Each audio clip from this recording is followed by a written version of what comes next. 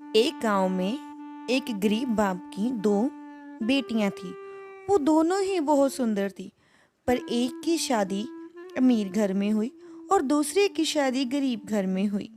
पिता का नाम मोहन था और माता का नाम रेशमा था, और एक का नाम गीता था और दूसरी बेटे का नाम सीता था। मोहन अपनी पत्नी से बात करते हुए कहता है, रेशमा, अब हमें कोई भी चिंता नहीं होगी क्योंकि हमारी दोनों ही बेटियां अपने अपने घर चली गई हैं। अरे हाँ, आपने सही कहा। अब हमें उनकी चिंता नहीं करनी चाहिए। अब मोहन और रेशमा खुशी खुशी चाय पीने लगते हैं। सीता की शादी अमीर घर में हुई थी। उसका घर तो आलीशान था, पर वो कभी भी अपने पति के साथ नहीं बैठती थी। हर वक्त वो गहनों और कपड़ों के बारे में ही सोचती रहती थी। और एक दिन वो अपने पति विवेक को कहती है, विवेक, मुझे कुछ पैसे और दो, मुझे बाजार में आई नई साड़ियाँ खरीदनी है। अभी कल ही तो तुमने कितनी साड़ियाँ खरीदी थी। और कभी हमारे बारे में भी सोचा करो, हमारे साथ भी तुम वक्त बिताया करो। सीता वहाँ से गुस्से में चली जाती है इतना सुनते ही। और दूसरी ओर गीता का घर सादा था और वो सादे ही कपड़े पहनती थी। वो हर वक्त अपने घर के बारे में ही सोचती रहती थी। गीता का पति काफी पढ़ा लिखा था, पर वो अपनी पत्नी से दूर नहीं जाना चाहता था, इसलिए वो शहर में ही एक लोहार का काम करता था। गीता का पति राजू अपनी पत्नी को बाजार में जाने को कहता है और नई साड़ियाँ खरीदने के लिए कहता है। गीता, तुम क्यों नहीं नए कपड़े खरीदती हो? आओ चलो, मैं तुम्हें नए कपड़े दिलवा लाऊं। गीता इनकार कर देती है और बोलती है, मेरे पास तो अभी काफी साड़ियाँ हैं।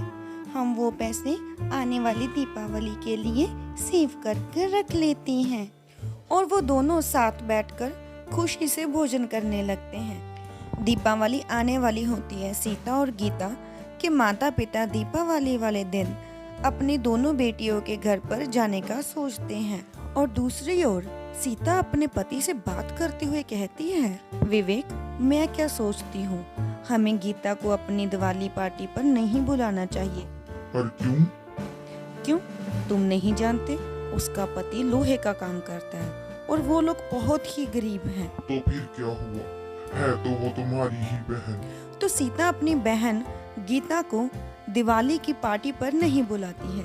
थोड़े दिनों में ही दिवाली का दिन आ जाता है। सीता और गीता के दोनों माता पिता अपनी बेटियों के लिए तोहफे खरीद लेते हैं। रेशमा, क्या तुम तैयार हो? हमें देर हो रही है। जी चलिए। वो लोग पहले अपनी अमीर बेटी सीता के घर जाते हैं। जब वो वहाँ पहुँच जाते हैं तो वो घर लोगों से भरा होता है और सभी के महंगे कपड़े और गहने पहने होते हैं। पापा, आप और ये आपने कैसे कपड़े पहने हैं? पार्टी में सब आप ही की ओर देख रहे हैं। तुम उनको पानी तो पूछ लो, वो कितनी दूर से आए हैं। पापा, आप लोग चलिए मेरे साथ। सीता अपने माता पिता को बंद कमरे में बिठा देती है। पापा और माँ, आप इस कमरे से बाहर नहीं आएंगे। आपको तो पता है मेरी सोसाइटी में कितना मान सम्मान है।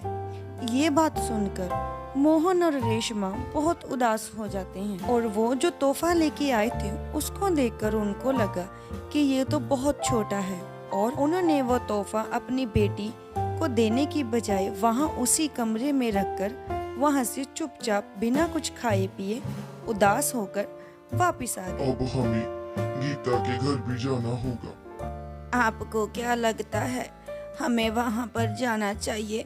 अगर उसने भी ऐसे ही हमारे साथ व्यवहार किया तो? पर हमें जाना तो होगा ही। पिताजी, आप चरण स्पष्ट आइए, पहले अंदर तो आइए। पिताजी, ये लीजिए, पानी लीजिए। गीता और उसका पति दोनों अपने माता पिता के साथ एक कमरे में बैठकर उनकी देखभाल करने लग जाते हैं। बेटा, तुम्हें दीपावली की बहुत बहुत बधाई हो। ये लो, तुम्हारे और तुम्हारे पति के लिए मैंने ये छोटा सा तोहफा लिया है। पिताजी, इसकी क्या जरूरत थी? आप आ गए, यही हमारे लिए बहुत बड़ी बात है। रश्मि और मोहन ये सुनकर काफी खुश होते हैं और अगले दिन वो वापस अपने गांव ढोलकपुर में चले जाते हैं।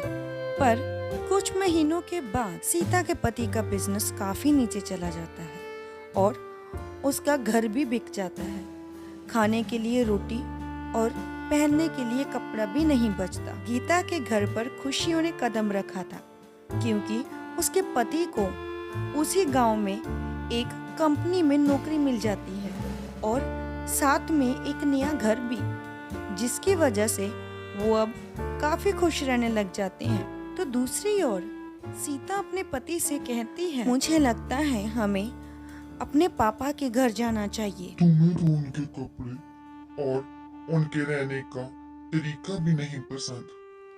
ये बात सुनकर सीता को दिवाली वाले दिन हुआ वो हादसा याद आ गया, पर वो अपने पिता के घर चली गई। सीता बेटा, तुम अंदर आओ बेटा, अंदर आओ।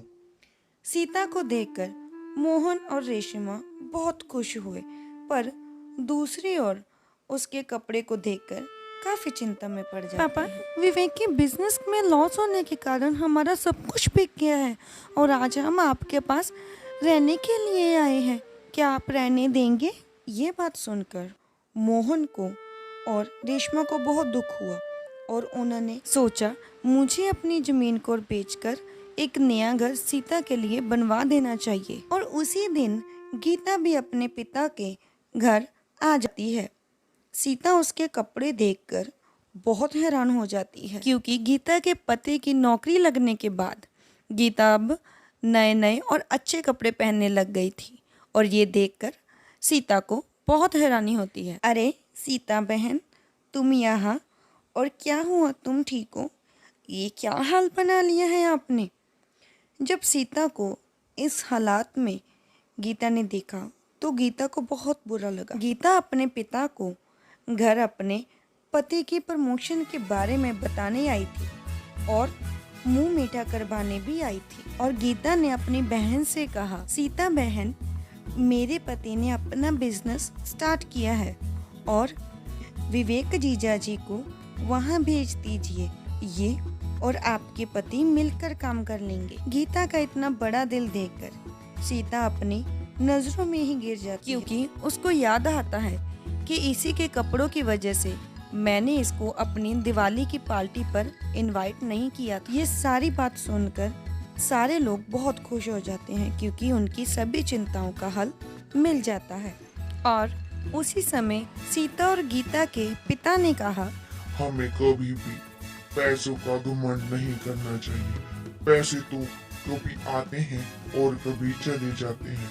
अगर हमारे साथ कुछ रहता है तो वो हमारा व्यवहार होता है। और अब सभी लोग मिलकर बैठकर बातें करनी शुरू कर देते हैं। तो ये थी कहानी। ऐसी और कहानी देखने के लिए हमारे चैनल को सब्सक्राइब जरूर कीजिए और अगर वीडियो पसंद आती है तो लाइक के बटन पर क्लिक कर दीजिए।